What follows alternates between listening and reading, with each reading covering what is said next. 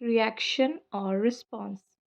हमें ये जानने की ज़रूरत है कि रिएक्शन और रिस्पॉन्स में फ़र्क क्या है। मेन डिफरेंस दोनों में ये है, जब भी कोई बात हमें परेशान कर जाती है, ट्रिगर्स कर जाती है, किसी का कोई बिहेवियर हमें परेशान करने लगता है, हम उस पे अगर बिना सोचे समझे कोई भी प्रतिक्रिया देते हैं, इसका मतलब हम रिएक्ट कर रहे हैं।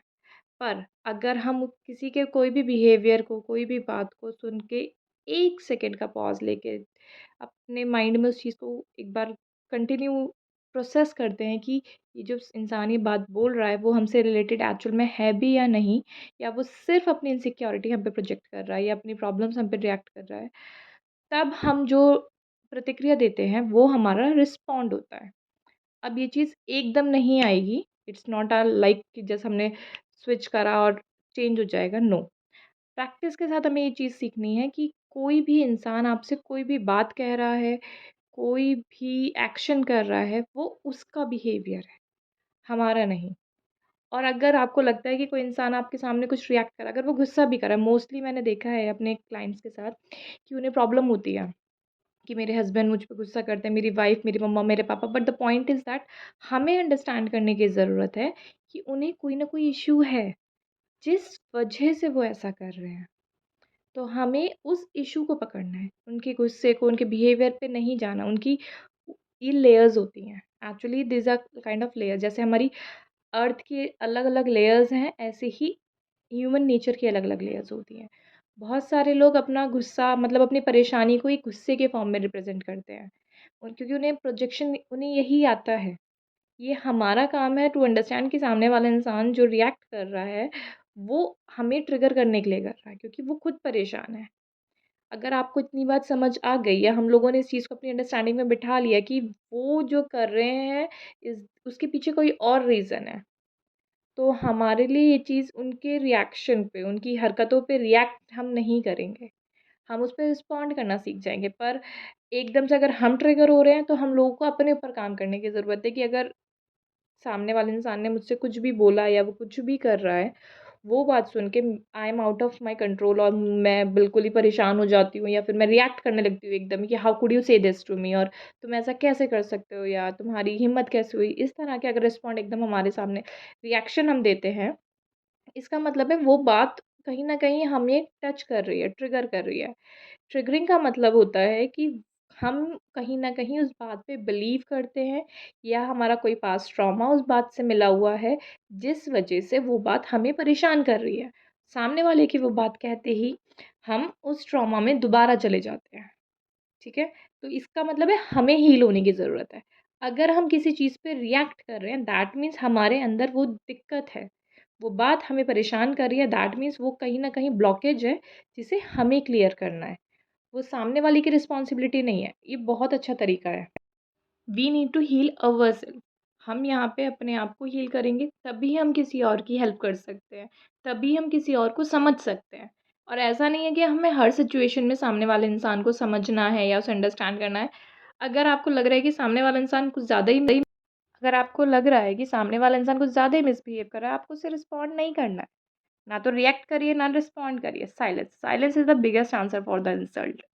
अगर सामने वाला इंसान उस कैपेबल ही नहीं है, उस लेवल पे ही नहीं है जिस लेवल पे आप अंडरस्टैंडिंग रखते हो, तो आप उसे नहीं समझा सकते। आप कुछ भी करिए, वो आपका पॉइंट ऑफ व्यू नहीं समझेगा। तो it's better don't waste your energy, right? मैंने बहुत सारी सिचुएशंस में देखा है, लोग सामने वाले को समझाने में लगे रहते हैं, उसे कि नहीं, ही इज़ माय पार्टनर और ही इज़ माय फ्रेंड, और हम उसे चेज़ करते रहते हैं, बट इट्स नॉट राइट। आप उसे करिए, मैं ये नहीं कह रही हूँ कि एकदम ही छोड़ दीजिए कि ठीक है, ये तो समझेगा नहीं। Give your efforts, try your best, but एक पॉइंट के बाद उन एफर्ट्स को बंद कर दीजिए।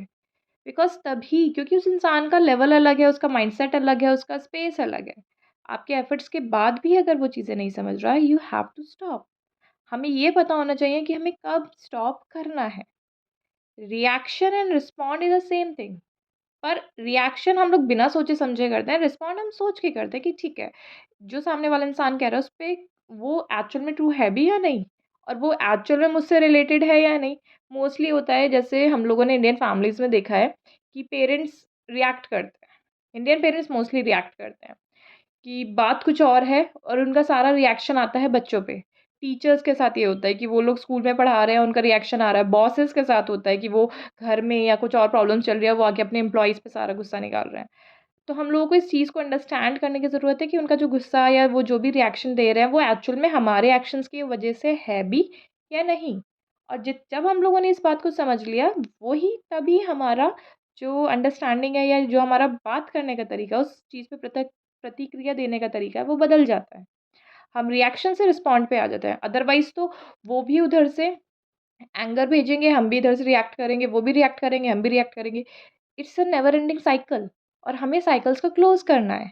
हम यहाँ साइकिल्स को क्लोज़ करने आए हैं और उसका सबसे important and the best way है कि हम ये सीख जाएँ कि हमें रिस्पॉन्ड कैसे करना है। सामने वाला मिसबिहेव कर रहा है, सबसे इम्पोर्टेंट चीज़ सिर्फ़ ये है, ये जानो कि वो जो रिएक्शन दे रहा है या वो मिसबिहेव कर रहा है, वो जो भी कुछ भी कर रहा है, अच्छा कर रहा है, बुरा कर रहा है, बदतमीज़ी से बात कर रहा है, जो भी कर रहा है, वो अपने माइंडसेट से बात कर रहा है या अपने माइंडसेट से अपने एक्शंस कर रहा है क्योंकि उसका माइंडसेट लेवल वो है। अगर आपको लगता है कि उसका लेवल आपको वो बातें समझ नहीं आ रही, दैट मीन्स उसका लेवल आपकी बातों तक है ही नहीं।